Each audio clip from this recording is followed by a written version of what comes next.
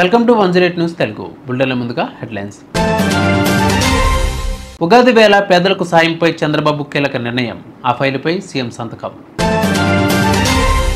ఉగాది పంచాంగం, ఈ ఏడాది సీఎం రేవంత్ రెడ్డి పాలన ఎలా ఉంటుందో తెలుసుకోండి. అయ్యగారి బర్త్డే స్పెషల్, అక్కినేని ఫ్యాన్స్కి మాస్ ట్రీట్ రెడీ అవుతుందా? ఉగాది సందర్భంగా ముఖ్యమంత్రి మాట్లాడుతూ ఆర్థిక ఇబ్బందులు ఉన్నప్పటికీ 3.22 లక్షల కోట్ల బడ్జెట్ను ప్రవేశపెట్టామని, పేదరికం లేని సమాజాన్ని సాధిస్తే తన జన్మ ధన్యమవుతుందని ఆయన చెప్పారు. నాగరికత, సంస్కృతిని మర్చిపోతే మన ఉనికిని కోల్పోతామని సీఎం అన్నారు. అలాగే సమాజం వల్ల కొందరు ఉన్నతంగా ఎదిగారని, వారు సమాజానికి కొంత తిరిగి ఇవ్వాలని సూచించారు. ఆర్థిక అసమానతలను తగ్గించేందుకు P4 విధానం తీసుకొస్తున్నట్లు చెప్పారు. దీని ద్వారా పేదలకు ఎంతో మేలు జరుగుతుందని సీఎం చంద్రబాబు అన్నారు. దీనిపై కొందరు అసత్య ప్రచారం చేస్తున్నారని, పథకాలను తొలగిస్తారని భయపెడుతున్నారని మండిపడ్డారు. ఏపీ ప్రజలే ముందు అనే నినాదంతో తమ ప్రభుత్వం ముందుకెళ్తుందన్నారు. సంక్షేమం, అభివృద్ధి, సుపరిపాలన సమన్వయం చేసుకుంటున్నామని సీఎం చెప్పారు. శ్రీ విశ్వావసునామ సంవత్సరం, తెలుగు నూతన సంవత్సరం. ఈరోజు మనం అందరం కూడా జనవరి 1 జరుపుకుంటున్నాం. అది ఇంగ్లీషు. కానీ మన సాంప్రదాయాలను మనం మర్చిపోవడం లేదు. జనవరి 1 ఎంత ఇంపార్టెంటో న్యూ ఇయర్ కింద ఉగాది కూడా దానికంటే ఎక్కువ ప్రాముఖ్యత ఉంది. ఈరోజు మన సాంప్రదాయం చాలా గొప్పది. జనవరి 1కి మనం హ్యాపీ న్యూ ఇయర్ చెప్పుకుంటాం. తెలుగు నూతన సంవత్సరం రోజున మీరు చూస్తే మన సాంప్రదాయాలన్నీ ఉట్టిపడే విధంగా ఉగాది పచ్చడితో ప్రారంభిస్తాం. ఇప్పుడు కూడా మనందరం ఉగాది పచ్చడి తిన్నాం. దీంతో మనం మెంటల్గా ప్రిపేర్ అయిపోతున్నాం. కష్టాలుంటాయి, సుఖాలుంటాయి, అదృష్టాలు కలిసి వస్తాయి, సమ్టైమ్స్ దురదృష్టం కూడా వెంటాడుతుంది. అన్నింటినీ తట్టుకుని నిలబడడం చాలా అవసరమని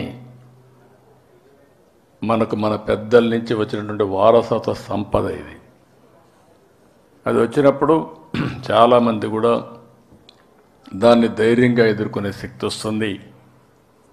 వేరే వాళ్లకు లేనటువంటి ఒక సంపన్నమైన వారసత్వం ఇదని చెప్పి కూడా నేను మీకు తెలియజేస్తున్నా. ఈ సందర్భంగా మన రాష్ట్రంలో, మన దేశంలో, విదేశాల్లో ఉండే తెలుగు వారందరికీ మీ అందరి తరపున ఉగాది శుభాకాంక్షలు తెలియజేస్తున్నా. ఈ ఉగాది ప్రతి ఒక్కరి జీవితాల్లో ఒక నూతనమైనటువంటి ఉత్సాహాన్ని కాకుండా ఒక మంచి భవిష్యత్తును ఇవ్వాల్సిందిగా భగవంతుని ప్రార్థిస్తున్నా. పండితులు బాచంపల్లి సంతోష్ కుమార్ శాస్త్రి పంచాంగ శ్రవణం చేశారు. ఈ ఏడాది తెలంగాణలో రియల్ ఎస్టేట్ రంగం అభివృద్ధి చెందుతుందని, వర్షాలు బాగా కురుస్తాయని చెప్పారు.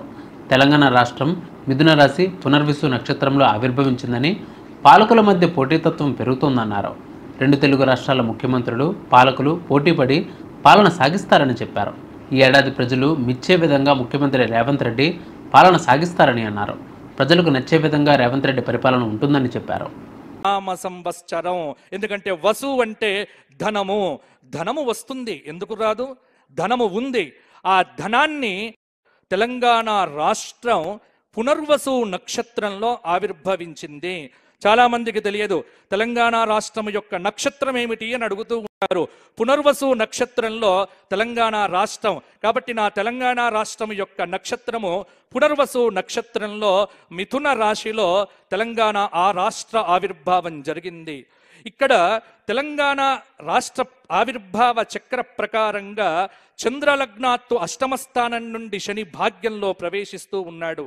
అలాగే మే 14వ తేదీ 2025 నుండి భాగ్యస్థానాధిపతి గురువు ద్వాదశంలో ప్రవేశిస్తూ ఉన్నాడు. కాబట్టి ఎలా ఉంటుంది అంటే పాలకులకు పరిపాలన అనేటువంటిది చాలా భారంగా ఉన్నప్పటికీ కూడా రాజు ఈ సంవత్సరం ఎవరొచ్చారో సూర్యనారాయణుడే ఈ సంవత్సరం రాజుగా వచ్చాడు. అందుకే ఆదివారం నాడు వచ్చింది కాబట్టి నవనాయకుల యొక్క విశేషాలను గనక మనకు చూసుకుంటే నవనాయకుల్లో మనకు రాజుగా రవి వచ్చినాడు. ఇక్కడ శాస్త్రం ఒక మాట చెప్పింది ఏమిటి అంటే, నవనాయకుల్లో ఉగాది నాటి వారాధిపతి మనకు రాజవుతాడు.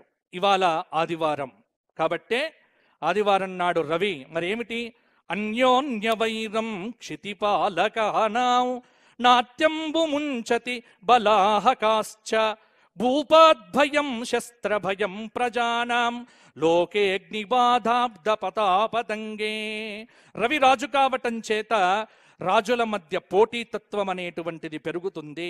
నేను మంచిగా పరిపాలించాలి అని ఉభయ తెలుగు రాష్ట్రాల ముఖ్యమంత్రులు పోటీతత్వంతో పరిగెత్తేటువంటి సంవత్సరమే విశ్వావసునామ సంవత్సరము.